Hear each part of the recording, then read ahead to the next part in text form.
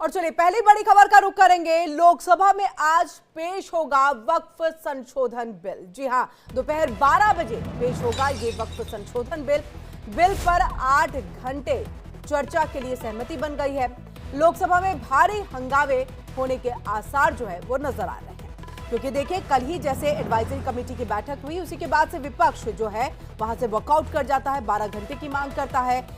सरकार की तरफ से ये कहा जा रहा है, खुद किरण रिजिजू जो है वो पत्रकारों से बातचीत करने के लिए पहुंचे थे, तो उन्होंने कहा था देखिए वक्त को बहाना बनाया जा रहा है, चर्चा विपक्ष इसको लेकर के नहीं करना चाहता। जबकि देखिए हमने इसको जब पहले 2024 में पेश किया था, जब भारी हंगामा हुआ तो हमने जेपीसी को भेज दिया था संशोधन को लेकर के, कमेटी का गठन किया और जगदंबिका पाल के नेतृत्व में ये जो कमेटी है वो बनी और उसमें तमाम जो है विपक्ष के भी जो सदस्य है वो रहे। और ऐसे में देखिए वक्फ बिल पर कौन किधर है यह बड़ा सवाल है, और इसको लेकर के हम आपको जानकारी दे दें कि बिल के पक्ष में देखें और बिल के खिलाफ कौन कौन है।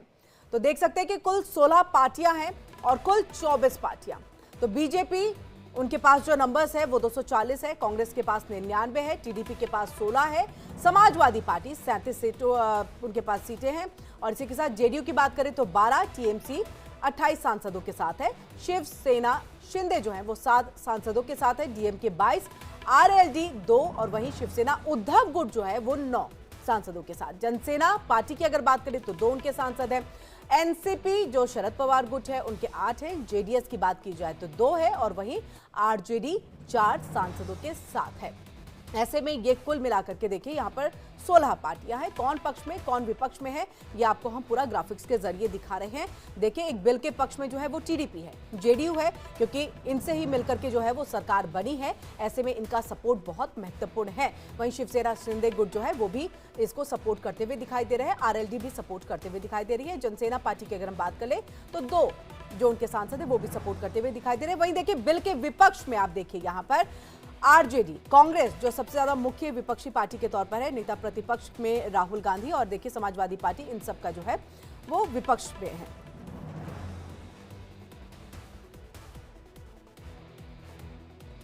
देखिए यह संवैधानिक बिल है और लगातार हम लोग जो है संविधान को मानने वाले लोग हैं।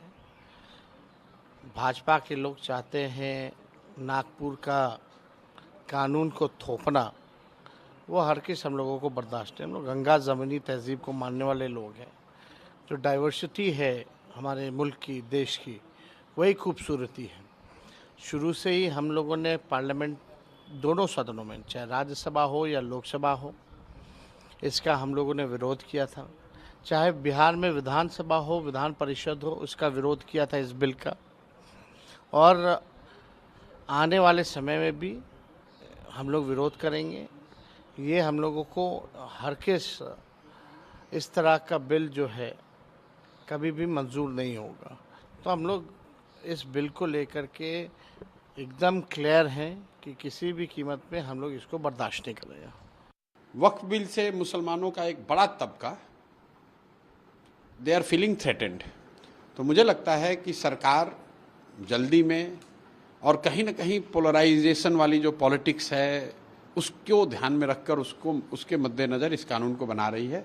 उनको वक्फ की ज़मीन से कितना मतलब है मैं नहीं जानता हूँ, या वक्फ की संपत्ति या उसके कार्यकलापों से कितना मतलब है ये मैं नहीं जानता हूँ। उनको इससे मतलब है कि ये हिंदू मुस्लिम होता रहे। दूसरी बात इसमें यह है कि सरकार अभी लोकसभा में उनको मेजॉरिटी नहीं है, और वो कानून अगर ला रहे हैं तो वो कानून इसलिए बना पा रहे हैं कि नीतीश कुमार जैसे लोग सरकार की मदद में खड़े हैं।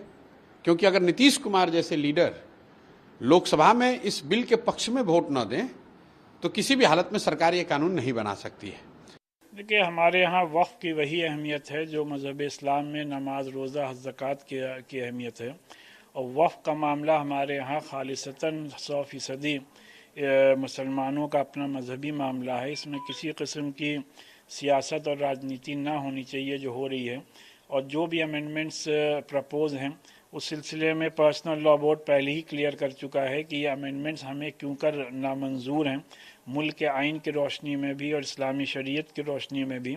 और इसीलिए इस सिलसिले में प्रोटेस्ट भी किया गया, दिल्ली में भी, पटना में भी, और अपनी बात आवाम के सामने रखी गई, जाके हमारी आवाज़ पार्लियामेंट तक पहुँचे और पार्लियामेंट में जो बैठे हुए मेंबर्स हैं जिनको कि बहरहाल कहीं ना कहीं पब्लिक के रिप्रेजेंटेटिव्स हैं, हम ये समझते हैं वो ये समझेंगे कि मुसलमानों के क्या मुतालबात हैं, मुसलमानों की दिल की आरज़ू और तमन्ना क्या है, और उसका पास और लिहाज रखते हुए हमें अपने मेंबर्स ऑफ पार्लियामेंट पे पूरा ये यकीन है कि ये प्रपोज अमेंडमेंट इंशाअल्लाह पार्लियामेंट से पास नहीं होंगे।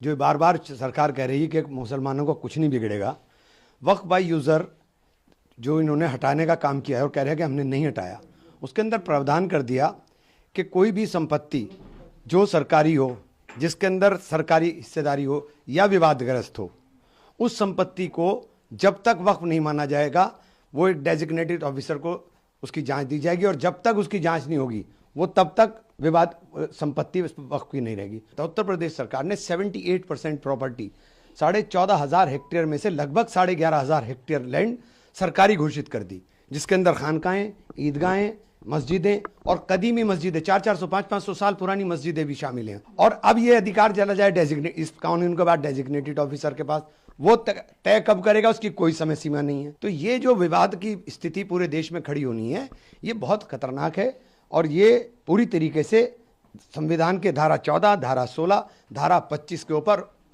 ओवरलैपिंग है और संविधान के साथ पूरी तरीके से मजाक करने का काम किया जाता है। और इसी पर बातचीत करने के लिए हमारे साथ हमारी संवाददाता दृष्टि गुप्ता हमारे साथ जुड़ चुकी हैं। दृष्टि, लगातार इसको लेकर के न केवल कल से कि 12 बजे जो है बिल जो है वो पेश किया जाएगा, उससे पहले से भी हम इसको लेकर के विरोध प्रदर्शन देख रहे हैं। जंतर मंतर पे आप खुद मौजूद थी, और इसके अलावा अगर हम नमाजों की बात करें तो उस दिन जो है काली पट्टी बांध करके जो है मुस्लिम समुदाय के लोग पहुंचे थे। ऐसे में आज भी पूरी तरह से हंगामे के आसार है। कांग्रेस की तरफ से आज एक अहम बैठक इसी को लेकर के होने जा रही है। क्या रणनीति जो है वो तैयार की जाएगी कांग्रेस की तरफ से? देखिए, वक्फ संशोधन बिल को लेकर की शुरुआत से जब से वो लोकसभा में पेश किया गया है तब से ही इस पे हंगामे के आसार बने हुए हैं। जो विपक्ष है वो लगातार वॉकआउट करता रहा है, वो उस पर बात ही नहीं करना चाहता। वो हमेशा यही कहता है कि समय बहुत कम है और ये गैर संवैधानिक है, ये मुसलमानों के पक्ष में नहीं है, इससे गरीब मुसलमानों का हक मारा जा रहा है। तो इन सब बातों को लेकर के सरकार लगातार ये कोशिश करती रही है कि किसी तरीके से ये बिल सही तरीके से संसद में पेश हो जाए और सबकी मौजूदगी में ही ये बिल पास हो, और इसमें ज़रूरी संशोधन करने के लिए भी सरकार ने बहुत समय विपक्ष को दिया है। और आज कल शाम को 6 बजे भी विपक्ष की एक अत्यंत महत्वपूर्ण मीटिंग थी जिसमें इंडिया अलायंस के सारे फ्लोर लीडर्स मौजूद थे, और आज भी 9:30 बजे राहुल गांधी जी पार्लियामेंट एनेक्सी में मीटिंग कर रहे हैं अपने अलायंस के साथ, और कांग्रेस के सभी फ्लोर लीडर्स वहां मौजूद होंगे। तो ये एक अहम बैठक हो सकती है। इसमें किस तरीके से इस बिल को लेकर के जो भी इनके संशोधनों को माना नहीं गया है उस पर ये लोग चर्चा करेंगे, और शायद वॉकआउट भी कर सकते हैं। हंगामा तो रहने के पूरे आसार हैं ही, लेकिन जहां एक तरफ ये माना जा रहा था कि सरकार को बहुत मुश्किलों का सामना करना पड़ सकता है इस बिल को पास करने में, लेकिन अब ऐसा नहीं लगता, क्योंकि कल तक ये था कि जेडीयू और टीडीपी की तरफ से कुछ भी साफ नहीं था। वो ये कह रहे थे कि जब तक हमें बिल की कॉपी नहीं मिलेगी हम कोई फैसला ले नहीं सकते, लेकिन कल ये साफ हो गया है कि भाजपा के साथ टीडीपी और सारे उनके जितने भी दलगत हैं, नीतीश की पार्टी है और साथ ही मांझी हैं, चिराग पासवान है, सब है, सबने साथ दे दिया है। तो अब ये पूरी तरीके से माना जा रहा है कि ये बिल आज पूरी तरीके से पेश होगा और शायद पारित भी हो जाए। बिल्कुल दृष्टि, अभी तक जेडीयू की तरफ से ये था कि हम संसद में ही अपने पत्ते जो है वो खोलेंगे। क्या इससे पहले ही पत्ते जो है वो खुल चुके हैं, या सूत्रों के हवाले से जो जानकारी है वो सामने आए, या पार्टी के किसी नेता की तरफ से कोई बयान आ गया कि अब तो हम इस वक्फ बिल का, क्योंकि देखिए मुसलमान का जो एक तबका है बहुत बड़ा वोट बैंक है जेडीयू का, ऐसे में छिटकते हुए देख रहे थे नीतीश कुमार। तो कई बयानबाजी का दौर भी उस वक्त में चला था, लेकिन अब अचानक से मान गए। तो इसको लेकर के आधिकारिक तरह से पुष्टि कहां हुई है? देखिए, जेडीयू ये कह सकते हैं कि जेडीयू पूरी तरीके से मुसलमानों का वोट ले लेने के लिए हर संभव प्रयास करती रही। बहुत ही सांप्रदायिक पार्टी है, और इसने स्टार्टिंग से ही जब ये इफ्तार पार्टी दी थी तब भी इन्होंने ये कहा था कि कई मुसलमान इनके पार्टी में नहीं आए थे। तब इनको लग गया था कि जब तक हमें इनका वोट नहीं मिलेगा हम ऊपर जा नहीं पाएंगे। लेकिन साथ में चूंकि भाजपा भी है तो एक दो तरीके की चीज़ें सामने आ रही हैं कि साथ भी देना है हिंदूवादियों को और मुसलमानों को भी साथ में रखना है। तो इसीलिए अपने पत्ते खोलने को तैयार नहीं थे, एंड तक इन्होंने ये कहा है। लेकिन कल कई इनके सांसदों की अमित शाह से मुलाकात हुई है, जिसमें संजय झा है, ललन सिंह है। इनका भी यही कहना है कि अब हम पूरी तरीके से साथ हैं, हमने बिल की कॉपी भी देख ली है, लेकिन आज भी इन्होंने एक तरह से समर्थन की पूरी घोषणा कर दी है। ऑफिशियली तो इन्होंने अभी तक कुछ नहीं कहा है, लेकिन जिस तरीके से कल अमित शाह के संग जितने भी उनके घटक दल हैं, उनकी जो मुलाकातें हुई हैं, उस हिसाब से बिल्कुल साफ है कि आज ये सब इस विधेयक पे सरकार के साथ ही है, लेकिन पूरी तरीके से मुसलमानों का को भाजन का बनना नहीं चाहते, इसीलिए ये लोग अभी अपने पत्ते खुल के सामने ला नहीं रहे हैं। लेकिन आज जब ये विधेयक 12 बजे वोटिंग के जरिए जो है वो तो समर्थन देते हुए नजर आ जाएंगे। बिल्कुल दृष्टि, आप हमारे साथ जुड़े रहिए, आगे भी हम आएंगे, आपसे बातचीत करेंगे। लेकिन वहीं देखिए बड़ी खबर आ रही है, बड़ी खबर है कि वक्फ बिल पेश होने से पहले कांग्रेस में हलचल है। थोड़ी ही देर में कांग्रेस सांसदों की बैठक होनी है और वक्फ संशोधन बिल को लेकर के कांग्रेस की ये अहम बैठक होगी। तो कांग्रेस की तरफ से ये अहम बैठक होनी है, कुछ ही देर में ये बैठक होगी और राहुल गांधी की अध्यक्षता में ये बैठक होगी। तमाम जो कांग्रेस के सांसद है वो मौजूद रहेंगे। 99 सांसदों की मौजूदगी में राहुल गांधी जो है इस पूरे बैठक की अध्यक्षता करते हुए दिखाई देंगे और आगे की जो रणनीति है उसको तैयार यहां पर किया जाएगा। आपको बता दें कि देखिए इंडी गठबंधन की तरफ से ये साफ तौर से कह दिया गया है, चाहे वो समाजवादी पार्टी हो या अन्य पार्टियां हो, कि जिस तरह से विपक्ष जो रणनीति तैयार करेगा, जो भी संशोधन की बात उनकी तरफ से की जाएगी इस वक्फ बिल के पेश होने के बाद, उन सबका हम समर्थन करेंगे। और एक बार फिर से हम दृष्टि का रुख कर लेते हैं। दृष्टि, देखिए समाजवादी पार्टी की तरफ से कह दिया गया कि जो भी विपक्ष की तरफ से, यानी कि इंडी गठबंधन में विपक्ष के जो नेता है वो तो राहुल गांधी है, जो ये अहम बैठक होगी कांग्रेस की, उसमें बहुत अहम जो चर्चा है वो होने जा रही है। लेकिन समाजवादी पार्टी का भी सपोर्ट, अन्य पार्टियों का भी जो सपोर्ट है इंडी गठबंधन के, उसको पूरी तरह से मिला हुआ है कि देखिए जो भी संशोधन आपकी तरफ से कहा जाएगा इस बिल को लेकर के, उसका हम समर्थन करते हुए दिखाई देंगे। आगे किस तरह की और स्ट्रैटेजी जो है वो तैयार की जा रही है?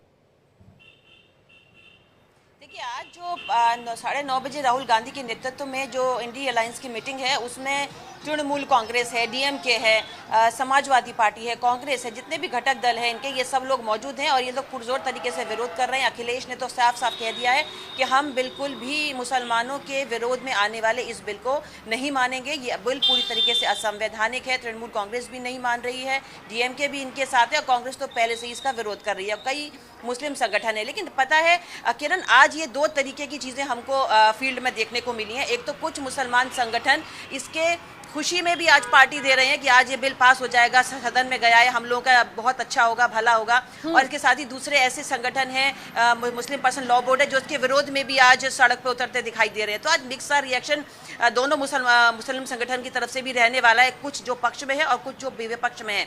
लेकिन साथ ही विपक्ष पूरी तरीके से मुस्लिम संगठन इसके विरोध में है और आज इसका क्या होगा, इस बिल में किस तरीके से अब तक इसका विरोध क्यों हो रहा है, ये तो तमाम, चाहे एआईएम पीएलबी के तरफ से जो है उनके संगठन के कार्यकर्ता रहे या फिर उनके जो अध्यक्ष हैं, उनसे बातचीत आपकी भी हुई है और हमने भी जानने की कोशिश की कि आखिरकार विरोध आप क्यों कर रहे हैं। लेकिन इन सबके बीच में जो समर्थन कर रहे हैं, क्या वो भी यही मान रहे हैं कि वक्फ बोर्ड जिस बात के लिए गठित किया गया था वो अपने पूरी तरह से आइडियोलॉजी से, विचारधारा से अलग हटता हुआ दिखाई दिया है, यानी गरीब तबके के लोगों के लिए वो था, बट ऐसा हुआ नहीं, सिर्फ अमीर लोगों के लिए ही जो है ये वक्फ बोर्ड अब बन करके रह गया है। क्या इसी से वो इसका समर्थन करते हुए दिखाई दे रहे हैं कि अब ये सब बदलेगा, अधिकारों में कमी हो जाएगी? जी बिल्कुल, उनका यही कहना है कि अब तक जो भी संपत्तियां थी वक्फ बोर्ड की, जिसको गरीब मुसलमानों के लिए उनको बनाना था, लगाना था, उनकी हेल्प करनी थी, लेकिन उन्होंने ये सब काम कुछ नहीं किया। वक्फ माफिया बन चुका है और जिस तरीके से उसने कई संपत्तियों पे कब्जा कर रखा है और उसको देखते हुए बहुत खुश है कि अब सरकार का इसमें हस्तक्षेप है। तो अब सरकार जिला मजिस्ट्रेट के तहत वक्फ की संपत्तियों को जब रजिस्टर्ड कराया जाएगा तब पता चलेगा कि कितनी संपत्तियां किसके पास वैध हैं और किसके पास अवैध हैं, और इन संपत्तियों का सही तरीके से सरकार निपटारा करेगी और गरीब मुसलमानों को अब उनका हक मिलेगा। क्योंकि पहले जहाँ एक तरफ कह सकते थे कि ट्रिब्यूनल के जरिए ही जो भी होता था सब होता था, लेकिन अब के सरकार कोर्ट में भी इसको लेके जा सकती है, ट्रिब्यूनल के अलावा भी और काम किए जा सकते हैं। तो एक जो वक्फ का एकाधिकार था पूरा, इस पे वो सब खत्म हो जाएगा और अब वाकई में वक्फ बोर्ड जिस काम के लिए बनाया गया था, गरीब मुसलमानों की मदद के लिए, अब वो चीज़ सामने आएगी। तो इसलिए वो बहुत खुश हैं कि सरकार का हस्तक्षेप किया। कई सालों से ये जो बना हुआ था और इससे किसी की मदद नहीं हो रही थी। बिल्कुल, और इसकी बात देखिए, इसकी बात हमेशा से किरण रिजिजू की तरफ से, मनोज तिवारी की तरफ से ये कही गई है कि जो बातें कही जा रही हैं, गलतफहमी फैलाने की कोशिश हो रही है कि वक्फ बोर्ड को जो है पूरी तरह से खत्म कर देंगे, ये कोई गरीब तबके के लोगों के लिए नहीं है, जबकि ऐसा कुछ भी नहीं है, बरगलाने की कोशिश है। आप नजर बनाए रखिएगा। अपडेट के लिए हम आपके पास वापस लौटेंगे। फिलहाल आपका बहुत बहुत शुक्रिया दृष्टि तमाम जानकारी हम तक यहां पर पहुंचाने के लिए। और इसी के साथ खबरों में